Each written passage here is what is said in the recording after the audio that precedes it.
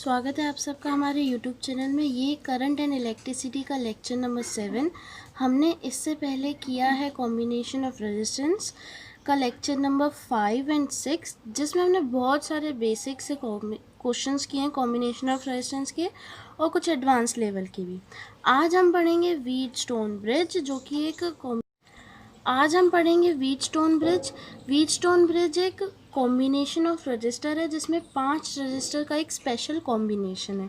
चाहे वो नीट हो, मेंस हो, बोर्ड्स हो, हर साल एक ना एक कॉन्सेप्ट व्हीटस्टोन ब्रिज के कॉन्सेप्ट का क्वेश्चन ज़रूर आता है। तो अगर आपको नोट चाहिए तो आप लिंक डिस्क्रिप्शन बॉक्स से ले सकते हैं। तो शुरू करते हैं। व्हीटस्टोन ब्रिज होता कैसे है, पहले ये ड्रॉ करते हैं। यहाँ पे एक रेजिस्टेंस, यहाँ पे एक रेजिस्टेंस, यहाँ पे एक रेजिस्टेंस और यहाँ पे एक रेजिस्टेंस। ये है B, ये है A। तो ये है R1, ये R2, ये R3, ये R4 और ये है R5। जो सवाल आते हैं वो इसमें से नहीं आते, सवाल आते हैं बैलेंस व्हीटस्टोन ब्रिज से। Balanced Wheatstone bridge. तो ये बैलेंस व्हीटस्टोन कहता क्या है? ये कहता है that there is no current in mid register. Mid register का मतलब है R5। इसका मतलब है कि ये जो यहाँ है, यहाँ करंट नहीं जाएगा। तो हमने यहाँ इमेजिनरी बैटरी लगाई V, यहाँ है प्लस और माइनस, यहाँ से गया करंट I, यहाँ करंट पहुँचा तो इसको दो रास्ते मिले तो ये बट गया, which is I1 and I2। अब ये यहाँ गया,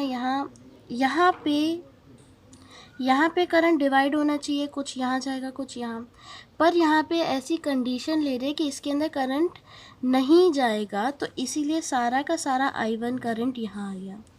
सेम एज I2 है, यहाँ गया, यहाँ भी इसे दो रास्ते मिल रहे हैं, इसे यहाँ जाना चाहिए, पर ये यहाँ नहीं गया क्योंकि ये बैलेंस व्हीटस्टोन की कंडीशन यहाँ है, तो यहाँ गया I2। यहाँ है 2 पॉइंट, यहाँ है X, यहाँ है Y। X एंड Y मतलब यहाँ अगर कोई करंट नहीं गया है तो X एंड Y का पोटेंशियल सेम होगा। तो ये बात सबको समझ आई कि X एंड Y का पोटेंशियल सेम क्यों है, क्योंकि यहाँ पे कोई करंट ही नहीं गया तो कुछ भी इनमें मतलब ही नहीं है, तो दोनों का पोटेंशियल सेम है। और अगर यहाँ करंट नहीं गया तो हम इस रजिस्टर को हटा सकते हैं, ये कोई कनेक्शन नहीं है। अब अगर हमें इसे सर्किट को सॉल्व करना होगा, अगर हम इससे पूछा जाए R इक्विवेलेंट इस सर्किट का, तो R1 and R3 in the series, ये हो जाएगा R1 प्लस R3 और ये R2 प्लस R4, ये R2 प्लस R4, ये एक रेजिस्टेंस है। यहाँ भी ये है A, ये है B, ये है R2 प्लस R4 और फिर ये दोनों पैरेलल में, तो A एंड B का इक्विवेलेंट आ जाएगा। अगर हमें ऐसा सर्किट दिखता है जहाँ पे 4 रेजिस्टेंस हो और 5 में ऐसा, और अगर यहाँ पे ऐसे जा रहा है, यहाँ करंट नहीं है, तो अगर हमें ऐसा सर्किट दिखता है तो हम पहचान लेंगे ये व्हीटस्टोन ब्रिज है और हम आसानी से कर लेंगे। ठीक है, तो कंडीशन ये है कि अगर करंट फ्लो नहीं किया R5 में और देयर इज और X एंड Y का सेम पोटेंशियल है, तो R1 by R2 is equal to R3 by R4।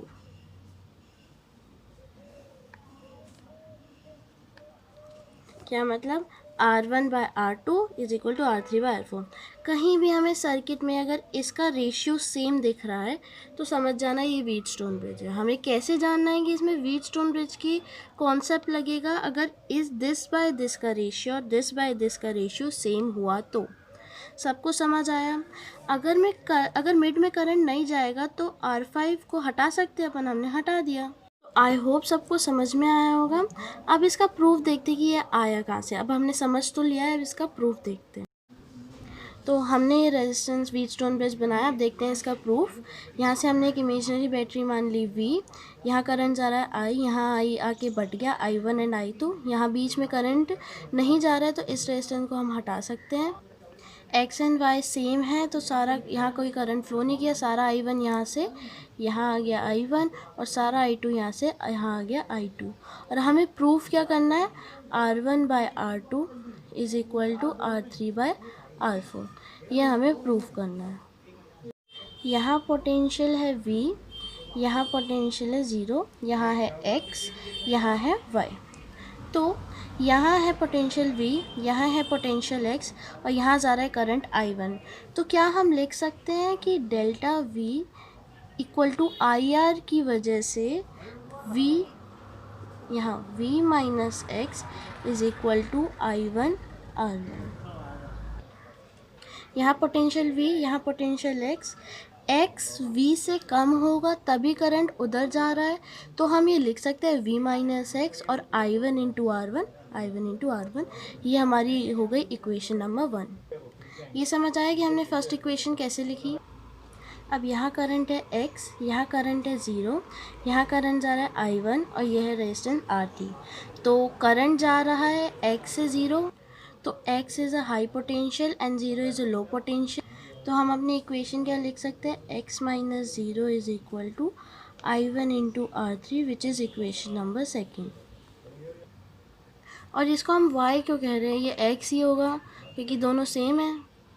इसी तरीके से यहाँ लिख सकते हैं delta V is equal to IR, delta V equal to IR। तो यहाँ हम लगाते हैं, तो हम लिखते हैं V माइनस X, क्योंकि करंट V से X की तरफ जा रहा है तो V बड़ा होगा और X छोटा। इसी तरीके से यहाँ देंगे I2 into R2, equation number 3। इसी तरीके हम यहाँ लिखेंगे, यहाँ X है, यहाँ 0 है, जैसे ऊपर लिखा था। तो क्या लिखेंगे, X minus 0 is equal to I2 into R4। सबको ये बात समझ में है हमने इक्वेशंस कैसे लिखी, करंट इधर जा रहा है V और X, हम V माइनस X कैसे लिख दिया कि I उस डायरेक्शन में जा रहा है, तो इसका मतलब X V से कम है तभी करंट उधर जा रहा है, तो हमने लिख दिया V minus X I1 into R1। Clear है ये इक्वेशंस कैसे आई। अब बढ़ते हैं आगे। अब हमें जो चाहिए उसके लिए हम करते हैं 1 divided by 3 and equation number 2 divided by 4। तो अब 1 को 3 से करेंगे, इसको इससे, तो V माइनस एक्स कट जाएगा, बचेगा ये। तो हमने क्या आया, 1 is equal to I1 into R1 upon I2 into R2। Same as 2 divided by 4, तो ये दोनों सेम है, ये दोनों कट जाएंगे and 1 is equal to I1 into R3 upon I2 into R4। तो I2 I1 को उधर ले गए, तो I2 by I1 is equal to R1 by R2 and I2 by I1 is equal to R3 by R4। और I2 by I1 दोनों same है, तो दोनों की वैल्यू को हम इक्वल रख सकते हैं। तो आ गया R1 by R2 is equal to R3 by R4। यही हमें प्रूफ करना था, हैंस प्रूफ। सबको समझ आया हमने कैसे किया। आई होप आप सबको समझ में आएगा। अब इससे रिलेटेड क्वेश्चन करते हैं जिससे आपकी प्रैक्टिस हो जाएगी। अब करते हैं व्हीटस्टोन ब्रिज के कुछ क्वेश्चन। आप खुद से एक बार पॉज करके ज़रूर ट्राई कीजिए। तो पहला क्वेश्चन है ये, यहाँ है, हम मान लेते हैं X, यहाँ है Y। तो चेक कर लेते हैं कि इसमें व्हीटस्टोन ब्रिज कुछ है या नहीं, कि इसमें से करंट जा रहा है कि नहीं जा रहा। कैसे चेक करना है, व्हीटस्टोन ब्रिज की क्या कंडीशन थी, R1 by R2 is equal to R3 by R4, या R1 या R2 R3 R4। तो अगर हम करें 2/1 इज़ इक्वल टू 4/2, तो आ गया 2 इज़ इक्वल टू 2। मतलब ये व्हीटस्टोन ब्रिज है, इसमें से करंट नहीं जा रहा है, इसका कोई मतलब नहीं है। तो R इक्वलेंट हम इसमें से कैसे निकाल पाएंगे, 2 और 4 ओम सीरीज़ में, तो R equivalent of series is R1 plus R2। तो ये कैसे बनेगा फिर, यहाँ है रेजिस्टेंस 1, यहाँ है रेजिस्टेंस दूसरा, तो 4 ओम प्लस 2 में 6 ओम एंड 2 प्लस 1 इज़ 3 ओम, यहाँ ए। अभी हमें क्लियरली पता चला ये किस में है, पैरेलल में। पैरेलल का फॉर्मूला क्या होता है, R equivalent is R1 into R2 upon R1 plus R2। तो R equivalent is 6 into 3/6 plus 3, तो आ गया 2 ओम। तो ए एंड बी के बीच इक्विवेलेंट आ गया 2 ओम। आई होप ये इजी होगा। तो बढ़ते हैं नेक्स्ट क्वेश्चन की तरफ। तो ये है नेक्स्ट क्वेश्चन। तो एक बार पॉज करके ज़रूर ट्राई कीजिएगा। और ये जिस मेथड से होगा, ये मेथड हमने पिछले लेक्चर में ही कराया है, तो ट्राई कीजिएगा एक बार पॉज करके। तो हम पढ़ना शुरू करते हैं। ये होगा ए बी मेथड से। हमें क्लियरली दिख रहा है यहाँ पॉइंट से, और कोई रास्ता नहीं, ना कोई सीरीज़ दिख रही है ना कोई पैरेलल। तो हम कौन सा मेथड यूज़ करते हैं, ए बी मेथड। तो ये ए है तो यहाँ भी ए है, ये भी ए है। क्यों? क्योंकि यहाँ बीच में रेजिस्टेंस नहीं है, तो डायरेक्ट यहाँ आ जाएगा। ओके, अब यहाँ बी है, ये बी है, यहाँ भी बी है। अब इन पॉइंट्स को कुछ मानना पड़ेगा, ये हो गया सी, यहाँ भी हो गया सी। ऐसे इस पॉइंट को कुछ और मानना पड़ेगा, ये हो गया डी और ये हो गया डी। समझ आया?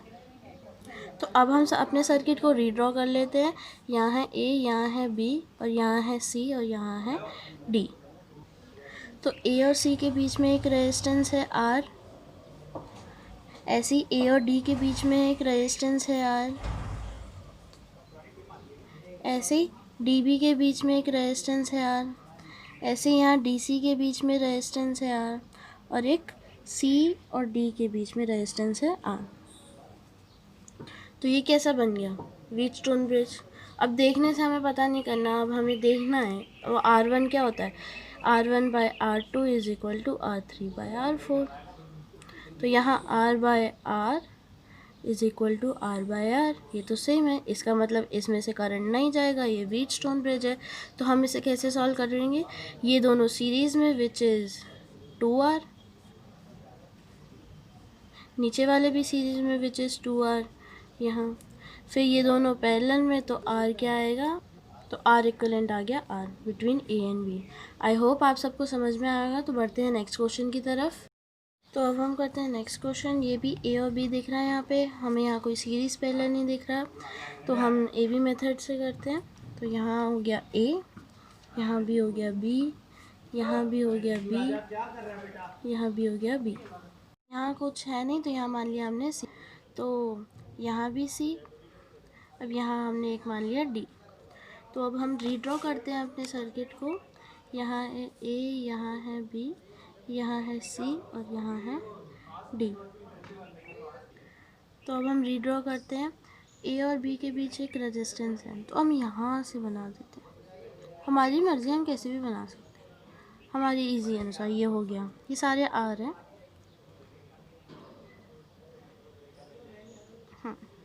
ये सारे आर हैं। अब ये भी ए है, सॉरी लिखना भूल गई थी, ये ए और डी के बीच में एक है आर, तो ए और डी के बीच में हमने बना दिया आर। ऐसे ही डी और सी के बीच में है आर, तो डी और सी के बीच में हमने बना दिया आर। ऐसे ही ए और सी के बीच में है आर, तो ए और सी के बीच में बना दिया आर। ऐसे ही सी और बी के बीच में है आर, और सी और बी के बीच में। ऐसे ही डी और बी के बीच में है, ठीक है। तो ये भी है आर। अब हमें क्या देखना है, चेक करना है ये व्हीटस्टोन ब्रिज है कि नहीं। ये व्हीटस्टोन ब्रिज है, R and R and R and R. तो इस पूरे का क्या आएगा, हमने पहले अभी क्वेश्चन में किया था, इस पूरे का इक्विवेलेंट क्या आया, आर। तो यहाँ हमने ड्रॉ कर दिया आर, और यहाँ है आर, और आर एंड आर पैरेलल में क्या हुआ, R/2। तो इसका आर इक्विवेलेंट आ गया R/2।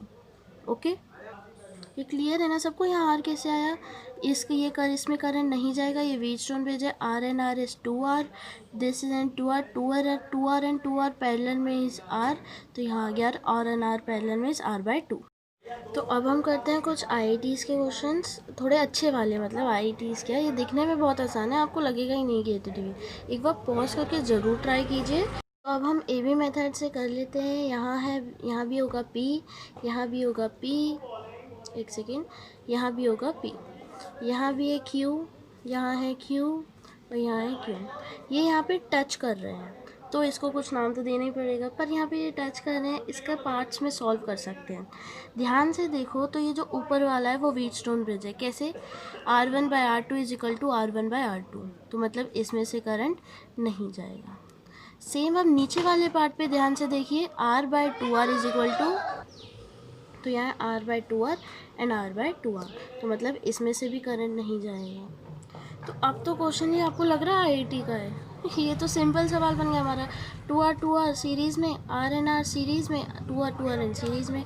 तो अब ये कैसे बनेगा? यहाँ पे यहाँ हो जाएगा ये, यहाँ एंड ये तीनों तो हट गए बीच के, यहाँ है P, यहाँ है Q, ये हो गया 4R, ये हो गया 2R और ये हो गया 4R।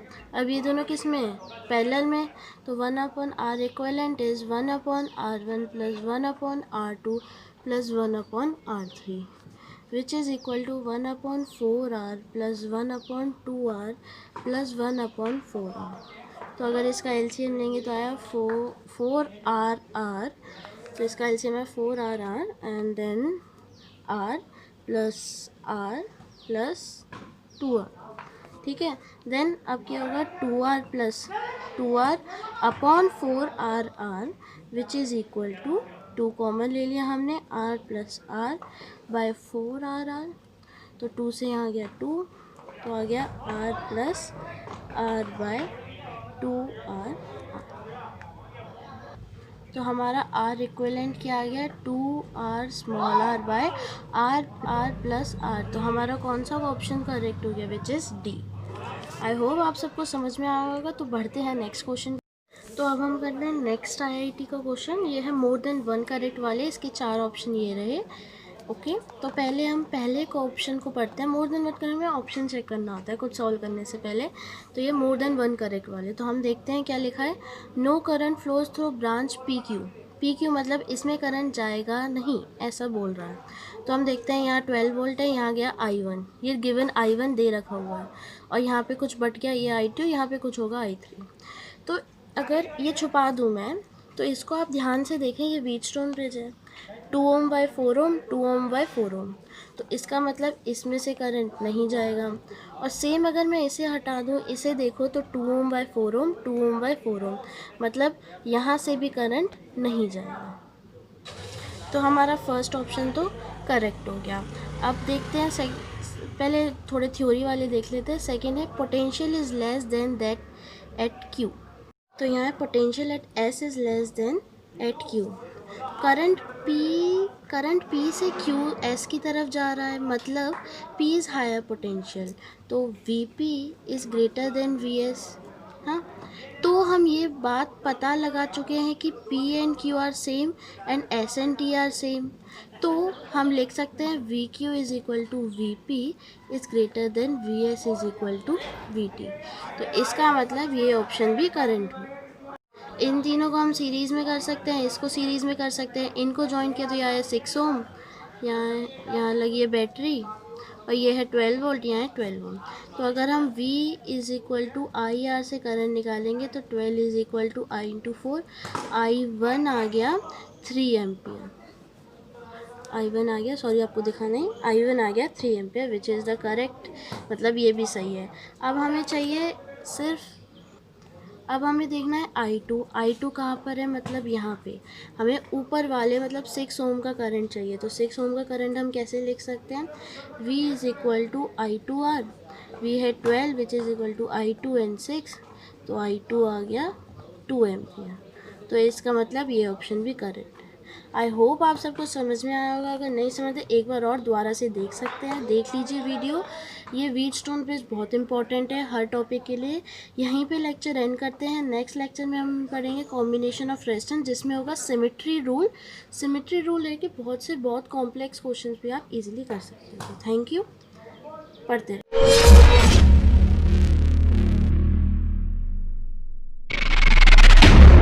Caught in the crossfire.